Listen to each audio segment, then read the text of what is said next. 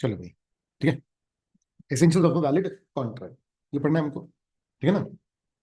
तो valid contract बनने के लिए, अरे दिलाना यार, ठीक है, मैं भूल जा रहा हूँ। अभी सवेरे के टाइम में जब मैं स्टार्ट करता हूँ क्लास तो मुझे याद रहता है कि बेसिक 2 डेमो वाले लेक्चर्स जो है वो जरूर देख लेना, पूरा लॉ का पूरा फुल डिस्कशन है उसमें। चलो, essential elements of a valid contract, ठीक है ना। The essentials of valid contract, each element is crucial, है ना। Absence of anyone may render the contract void, voidable और अनएनफोर्सेबल। इसका मतलब अब हम वो बातें पढ़ने वाले हैं जो कि कॉन्ट्रैक्ट के बनने के पॉइंट ऑफ व्यू से जरूरी है। देखो समझो, कॉन्ट्रैक्ट का क्या सीन क्या होता है, कॉन्ट्रैक्ट का अर्थ तो तीन समझ रहे हैं, ठीक है ना। हमने पूरे होशावास में पूरे प्रॉपर टर्म्स रखे आपके सामने कि भैया ये है ऑफर, ठीक है। आपने पूरे होशावास में उसको अग्री किया, ठीक है। अब मुझे अपना पार्ट निभाना है, आपको अपना पार्ट निभाना है। ऐसा होता है हर कॉन्ट्रैक्ट में, नहीं तो फिर क्या होगा, नहीं समझ में आ रहा है। अब धोखा किसको बोलते हैं, इसी को तो बोलते हैं ना कि भाई जो आपने चीज बोली उससे मुकर गए। क्लियर है कि नहीं। तो धोखा नहीं होना चाहिए। क्लियर है। मेनली ये ऑब्वियसली बात है, ये किसके पॉइंट ऑफ व्यू से बनाया गया है, बिजनेस के पॉइंट ऑफ व्यू बनाया गया है। कुछ अपने उससे मुकर नहीं सकते, उससे पलट नहीं सकते आप। क्लियर है। तो बनता कैसे है भाई कॉन्ट्रैक्ट, तो उसको बोलते हैं वैलिड कॉन्ट्रैक्ट। जो बन जाता है वो इन्फोर्सेबल है।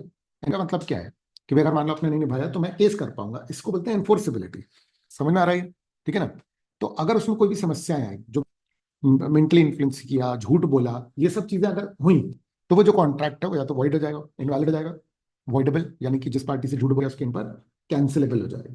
यही है कानून जो कि हम पढ़ रहे हैं। आ रहा है समझ, बनता कैसे। सबसे कॉमन सबसे कॉमन क्या है, सबसे पहले स्टार्टिंग कैसे होती है कॉन्ट्रैक्ट की, कि भाई मेरे दिमाग में आया कि कुछ खरीदना है या कुछ भी सर्विस लेनी है, या मेरे पास है सर्विस वो मुझे देनी है। समझ आ रहा है, ठीक है ना।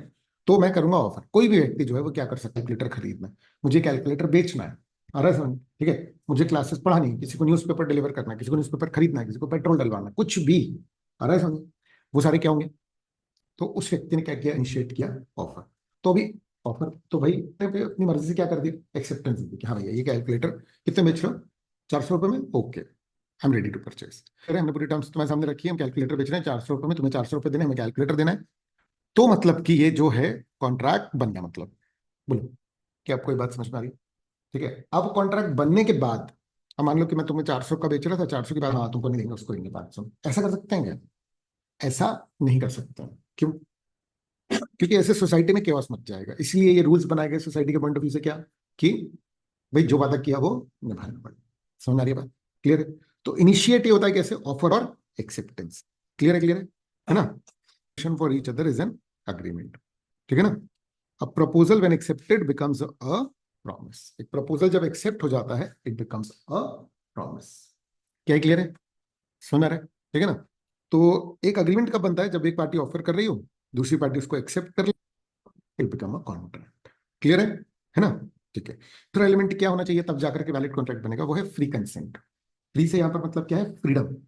समझ रहे हैं। देखो, कॉन्ट्रैक्ट बनने के पहले आपको जो कंडीशन रखनी है, जो पूछना है, जो करना है आप कर लो। समझ रहे हैं। इन सबको जानते बूझते एक बार आपने क्या किया, agree to this particular contract, the moment आपने हाँ बोला, तो ये क्या हो जाएगा बेटा, ये क्या बन जाएगा, ये एक वैलिड कॉन्ट्रैक्ट बन गया बेटा। एक बार ये एक वैलिड कॉन्ट्रैक्ट बन गया ना, उसके बाद आप अपनी बात से पलट नहीं सकते हैं। समझ रहे हैं? फिर ये कंपल्शन हो गया। ये क्लियर है क्या, बोलो बोलो। तो कानून ने बोला कि अच्छा फ्री कंसेंट नहीं है, ये कैसे तय करेंगे अपन कि यार फ्री कंसेंट नहीं है, ये कैसे तय करेंगे कि फ्री कंसेंट नहीं है।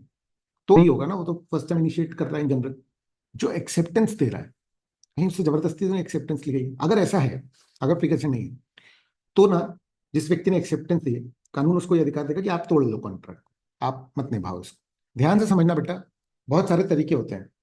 एक हम लोग बात कर रहे हैं कि नहीं बनेगा, और एक हम लोग बात कर रहे हैं कि तोड़ सकते हो। समझ में आ रही है बात। मतलब ऑफर और एक्सेप्टेंस नहीं है तो कॉन्ट्रैक्ट बना ही नहीं, बना कॉन्ट्रैक्ट। समझ आ रही है बात। लेकिन वो एक पार्टी जिसकी एक्सेप्टेंस जबरदस्ती ऑब्टेन की गई है, उस पार्टी के पास ऑप्शन है कि वो क्या सकती है, कैंसिल कर सकती है। यानी ये कॉन्ट्रैक्ट, तो अगर कोई कॉन्ट्रैक्ट में बोल रहा हूँ कि वॉइड है, इसका मतलब तो वो इनवैलिड, तो कोई वैल्यू ही नहीं है उसकी। लेकिन अगर मान लो कि मैं क्या बोल रहा हूँ कि ये वॉइडेबल है, इसका मतलब क्या हुआ, कॉन्ट्रैक्ट कैंसिलेबल हो जाता है बेटा।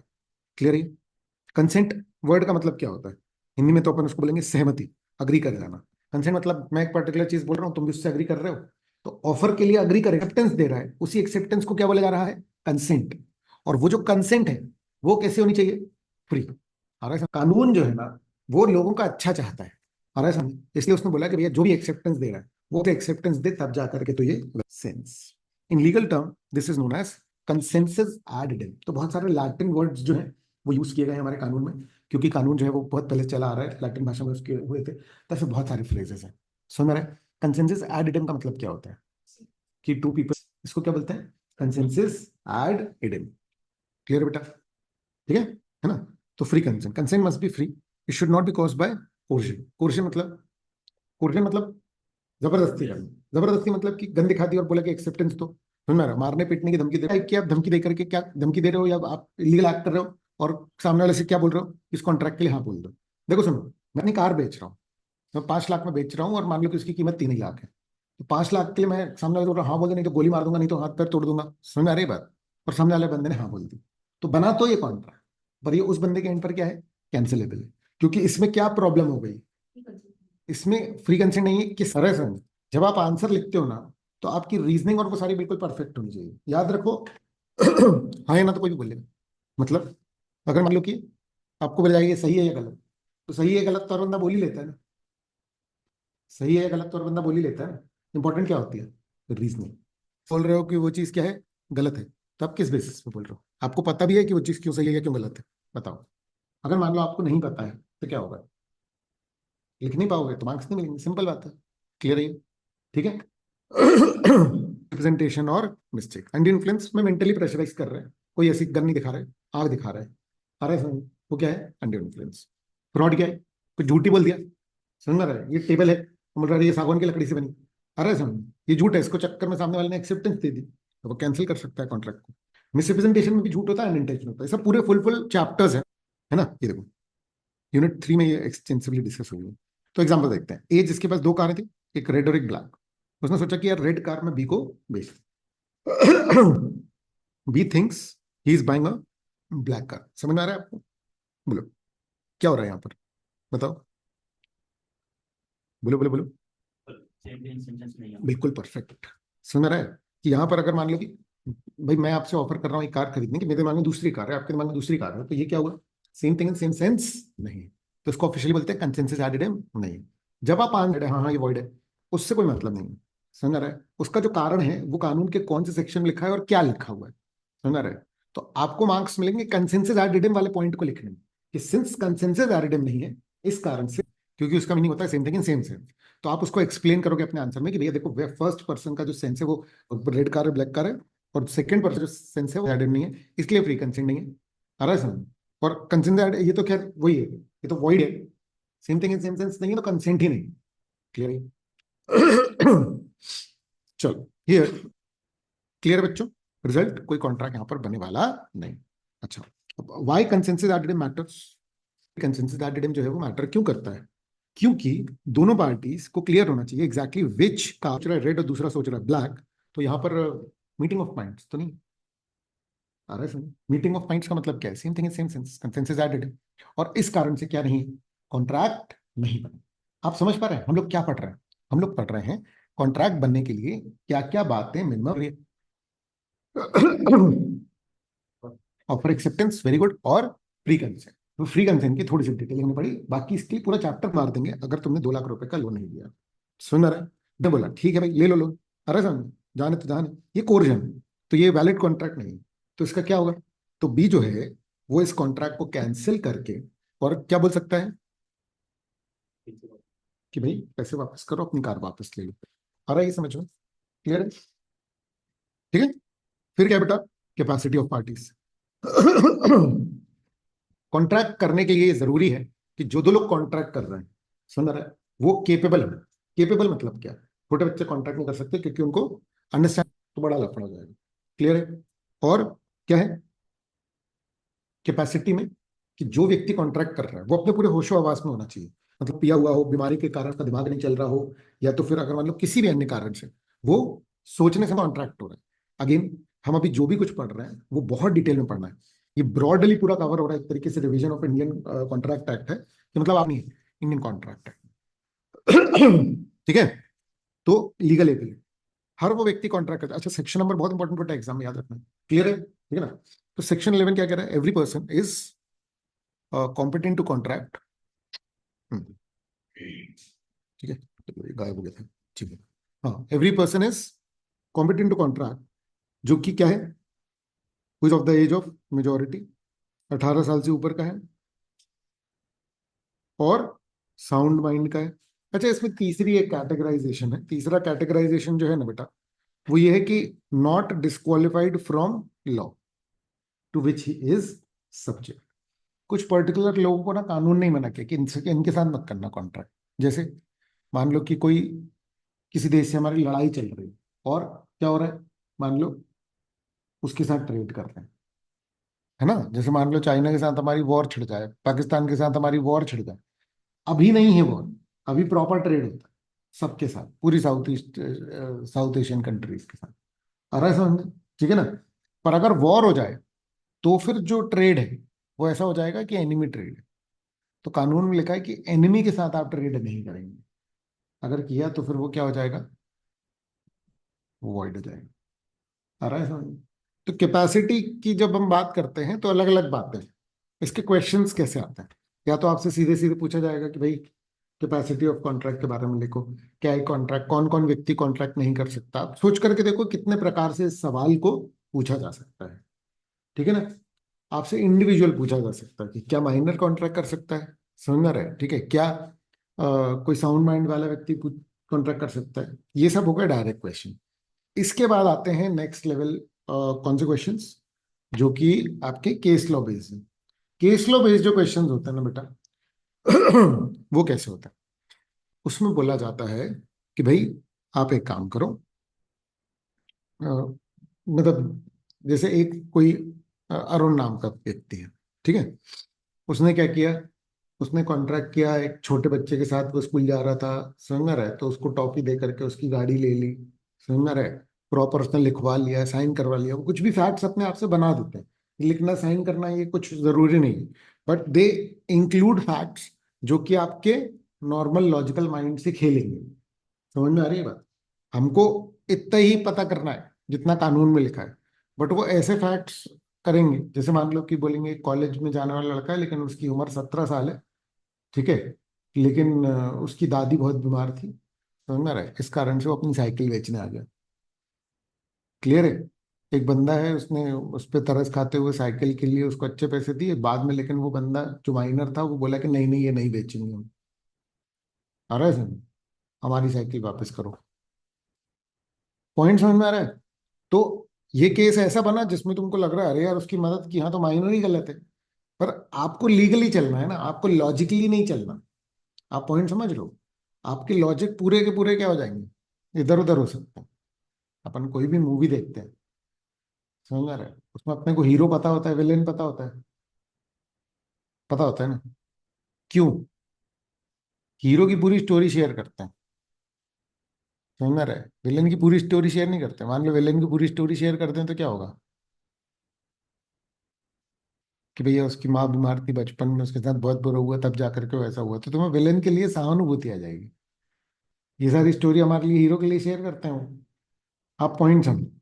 इसी तरीके से केस लॉ में वर्ग लाते हैं इंस्टीट्यूट वाले, ठीक है, कि वो ऐसी ऐसी बातें कर देंगे कि आपका नॉर्मल दिमाग आ गया।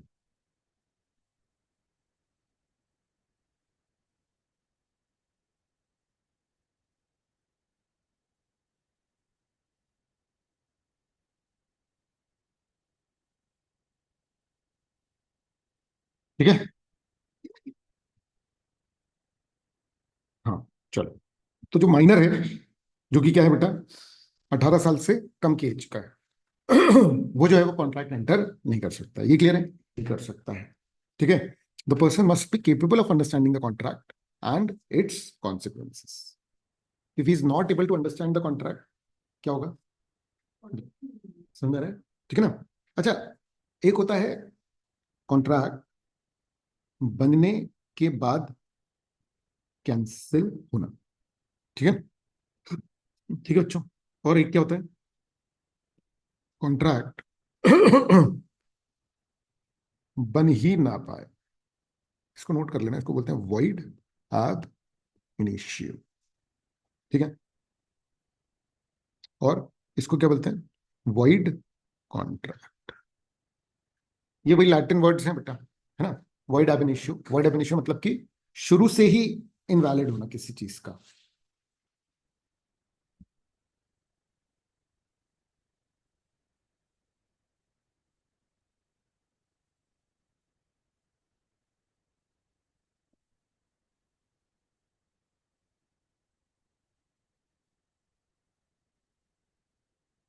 ठीक है क्या बच्चों, है ना?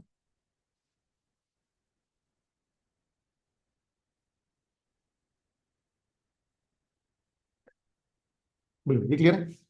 The person must be capable of understanding the contract and its consequences. Lunatic, lunatic मतलब पगला, इडियट।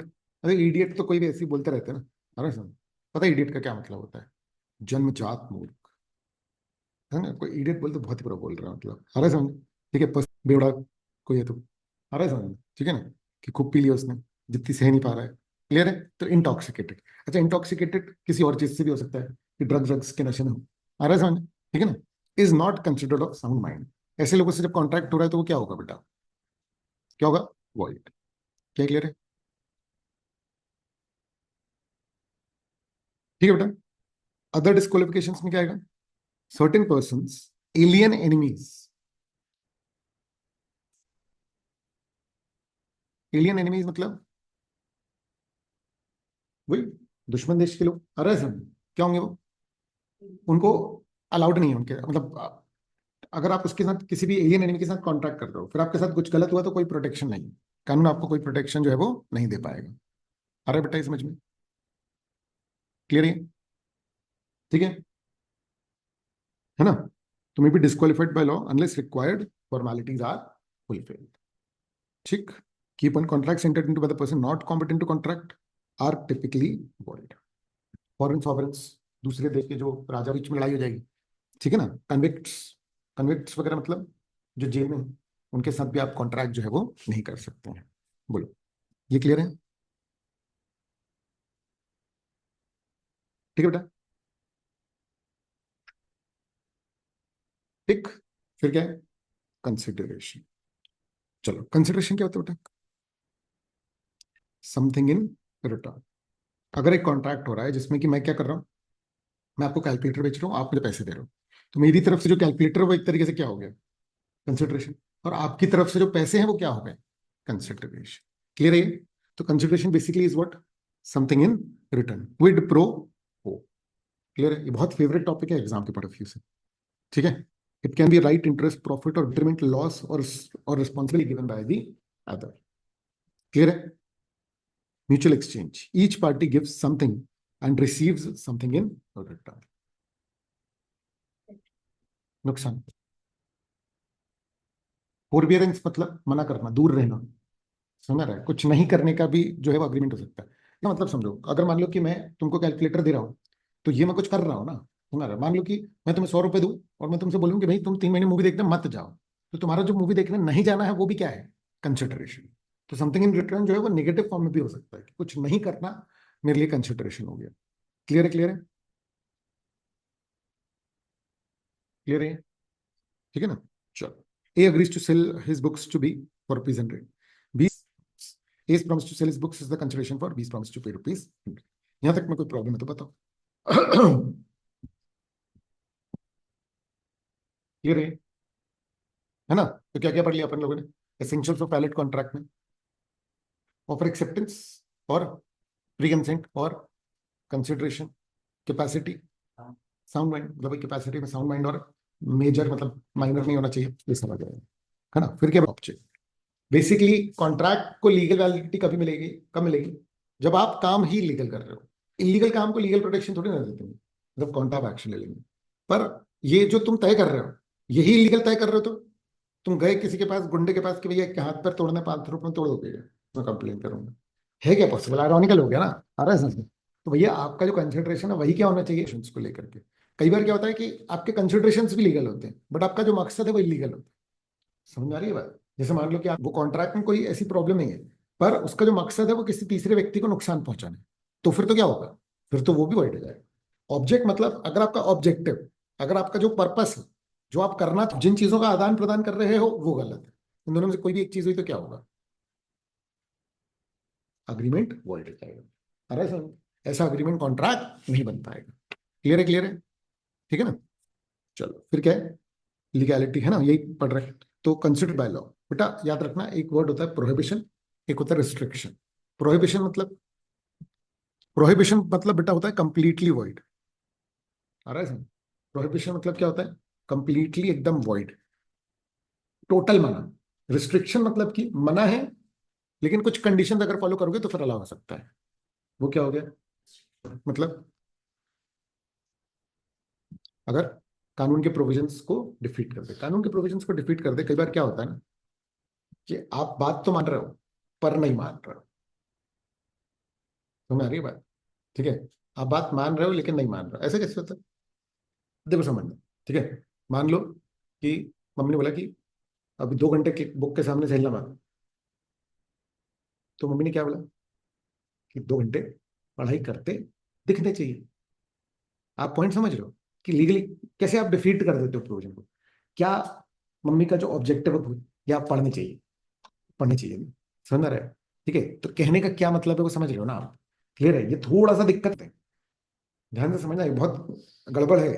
क्योंकि इन जनरल कानून हमेशा कैसा चलता है, वर्ड बाय वर्ड, कि आपने क्या बोला है दिखना चाहिए ना, उसमें बस हम प्रोविजंस का जो मकसद है उसको पूरा करने की कोशिश करते हैं। बहुत कॉम्प्लिकेटेड है ये, समझ आ रहा है? ठीक है ना? क्योंकि जब कोर्ट में बहस चलती है तो वो बिल्कुल लिटरल में चलती है, आपने जैसा बोला वैसा किया। पर इंडियन कॉन्ट्रैक्ट एक्ट में कुछ जगह पर अगर आपने उसके ऑब्जेक्टिव को डिफीट करने की कोशिश की तो भी वो वाइड हो जाएगा। समझ में आ रहा है? वही उस प्रोविजन का मतलब है। तो अगर मान लो कि आप सिर्फ पढ़ते दिख रहे हो और एक्चुअली में पढ़ नहीं रहे हो, तो फिर क्या होगा? तो फिर एक्शन हो सकता है। या कॉन्ट्रैक्ट, अगर मान लो कि आपका कॉन्ट्रैक्ट क्या है, किसी व्यक्ति के अगेंस्ट फ्रॉड की तरह है, तो क्या होगा? तो क्या हो जाएगा? तो बेटा वो हो जाएगा वॉइड। क्या है? Clear? Involves injury to the person और प्रॉपर्टी ऑफ अनदर। किसी दूसरे पर्सन को, आपके कॉन्ट्रैक्ट पूरा होने से अगर किसी को इंजरी हो जाए, किसी को नुकसान हो जाए फाइनेंशियली या अदरवाइज, फाइनेंशियल नुकसान भी क्या है? इंजरी। क्या है? क्लियर है? लीगल डेफिनेशन में फाइनेंशियल इंजरी भी क्या है बेटा? इंजरी। ये क्लियर है क्या? ठीक है। फिर डीम्ड इमोरल और अपोज टू पब्लिक पॉलिसी, देखो ध्यान से, तो अलग से डिटेल में पूरे चैप्टर में पढ़ने वाले। क्लियर है? तो अगर आप कोई भी ऐसा अग्रीमेंट कर रहे हो जिस अग्रीमेंट में जो कंसिडरेशन है या जो ऑब्जेक्ट है उसमें ये ऐसी कोई भी बात है, किसी को इंजरी हो जाएगी या वो इमोरल है या अपोज टू पब्लिक पॉलिसी है, तो वो अग्रीमेंट बेटा हो जाएगा वॉइड। क्लियर? ठीक है ना? चलो, इलीगैलिटी के कारण क्या हो जाता है बेटा? An agreement with unlawful consideration और ऑब्जेक्ट इज वॉइड। सिंपल बात है। अगर आपका पूरा पूरा अग्रीमेंट क्या हो जाएगा बेटा? वॉइड। क्लियर है? क्लियर है?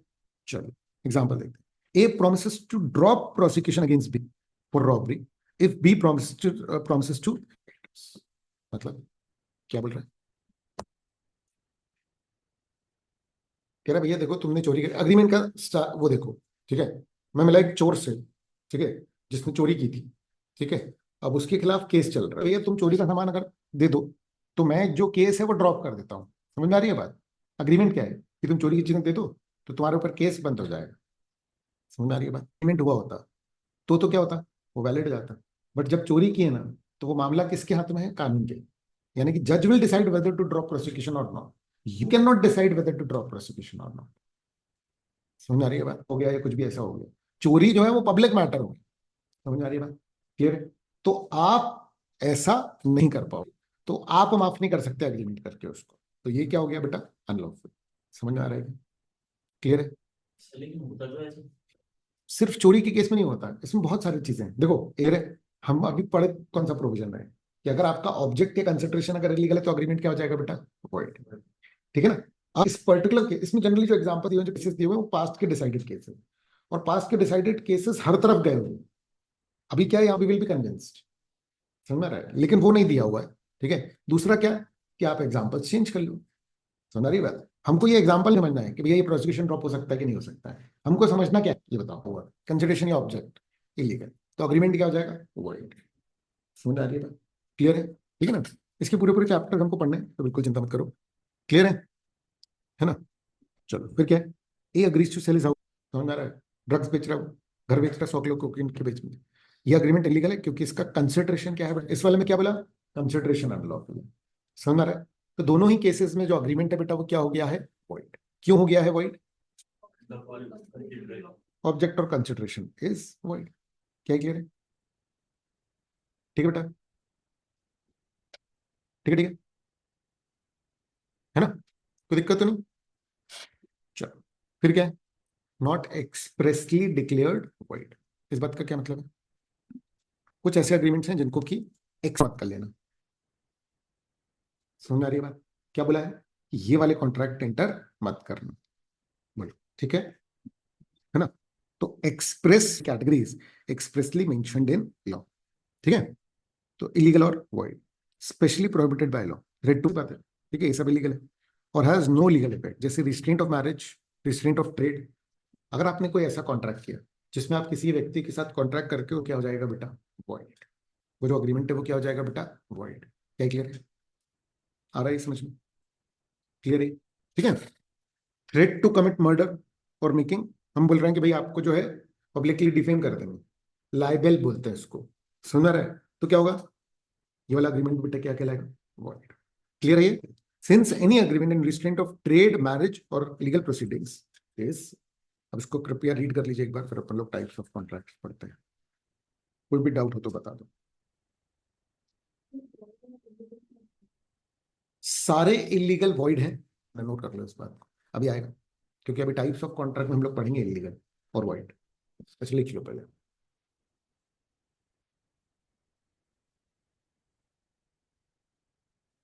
ठीक है?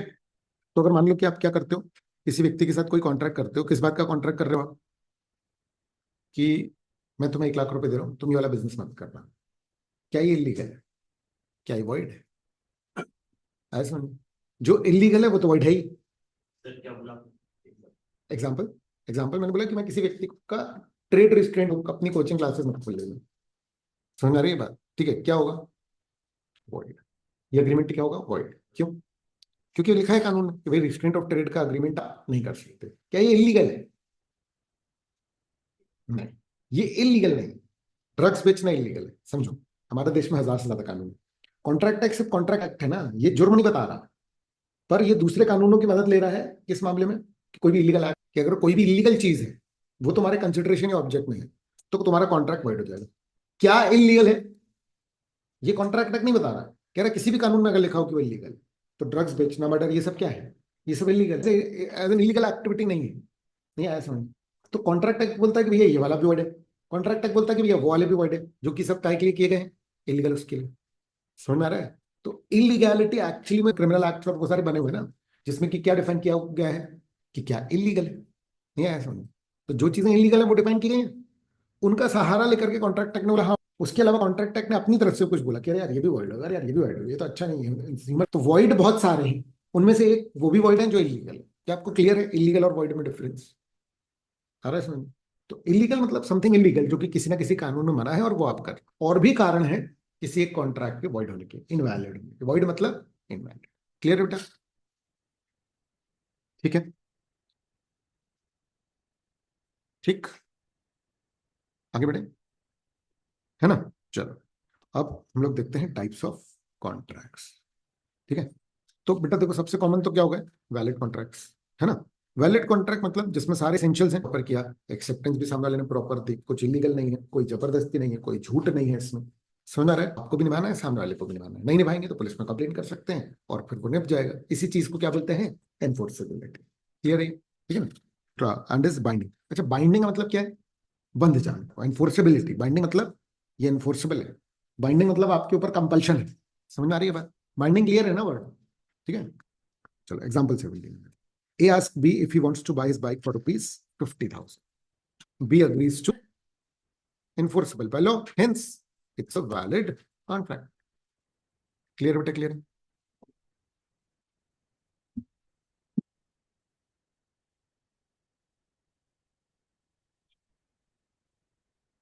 क्लियर?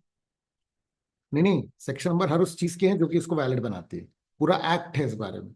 समझ में आ रहा है? मतलब आधा एक्ट जब तक परफॉर्मेंस स्टार्ट नहीं होती, समझ में आ रहा है, तब किन किन चीजों से वैलिडिटी अफेक्ट होगी। बाकी तो एक कॉन्ट्रैक्ट की डेफिनेशन जो है ना, वो वैलिड की डेफिनेशन मतलब इनवैलिड, लिक्विडिटी नहीं, मतलब इसका कोई बाइंडिंग इफेक्ट नहीं होता। ये कानून के डेफिनेशन में जी देखो कितनी इंपॉर्टेंट है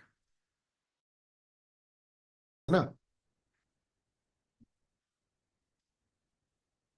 अब जब मैं ये टेबल खरीदने की बात कर रहा हूँ, तो क्या हो रहा है? सागौन की है ये मान लो, अब ये सागवान की अगर है तो मैं खरीद सकता हूँ ना, कोई प्रॉब्लम तो नहीं है। लेकिन अगर मान लो कि मैंने कॉन्ट्रैक्ट कर लिया कि भैया ये टेबल मैं खरीद रहा हूँ, सामने वाले ने बोल दिया बेच रहा हूँ, मैंने कहा एक हफ्ते बाद मैं टेबल ले जाऊंगा, तुम पैसे ले लेना। समझ में आ रहा है? यहाँ मान लो पैसे मैंने दे भी दिए, टेबल ले जाने का कॉन्ट्रैक्ट बचा हुआ, तो उस बीच में कानून बन गया कि भैया सागौन की लकड़ी खरीदना इलीगल है या इनवैलिड है। समझ में आ रही है बात? तो वो कॉन्ट्रैक्ट क्या हो जाएगा? वॉइड। वो कॉन्ट्रैक्ट वॉइड हो जाएगा, क्योंकि जब बना तो बना, पर बाद में किसी कारण से क्या हो गया, वो कैंसिल, कानून चेंज हो गया। आप पॉइंट समझ रहे हो कि कोई पर्टिकुलर एग्रीमेंट कॉन्ट्रैक्ट बन गया, फिर कानून चेंज होने के कारण या XYZ किसी भी रीजन के कारण फिर वो क्या हुआ, कैंसिल। तो क्या हो गया वो? Void contract. लेकिन अगर मान लो कि कोई चीज के लिए मना है, कानून पहले से बना हुआ है कि भैया ये मत करना वो मत करना, आप उसके लिए कोई एग्रीमेंट करने की कोशिश करोगे, वो क्या कहलाएगा बेटा? वॉइड अग्रीमेंट, क्योंकि वो तो शुरू से ही इनवैलिड है ना। क्लियर है? ठीक है बेटा। तो वॉइड कॉन्ट्रैक्ट जो है, contract which ceases to be enforce. Ceases to be enforceable मतलब बंद हो गया वो एनफोर्सेबल होना, कभी था ही नहीं वो डिफरेंट बात है, और बंद हो गया वो अलग बात है। बिकम्स वॉइड, समझ में आ रहा है? When it ceases to be enforceable, उसकी एनफोर्सेबिलिटी रुक गई बाद में, बनने के बाद। क्लियर है? इसलिए सेंटेंस थोड़ा सा अजीब है। It ceases, which ceases to be enforceable becomes void when it ceases to be enforceable. ठीक है ना? एक में इफेक्ट और एक में टाइमिंग की बात कर रहे हैं। Simpler terms में it was valid at the time of formation but later becomes unenforceable due to certain reasons. A void contract is not enforceable by any court of law. Clear है? It can initially be valid, but some event or change in circumstances makes performance impossible or otherwise unenforceable. किसी कारणवश क्या हो गया बेटा वो? Invalid. क्या है? क्लियर है बेटा? बोलो बोलो बोलो। ठीक। एग्जाम्पल एक, mister x agrees to write a book with a publisher.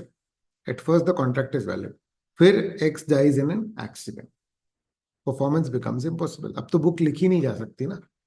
क्या हो जाएगा बेटा ये अग्रीमेंट, ये कॉन्ट्रैक्ट वॉइड। क्या क्लियर है?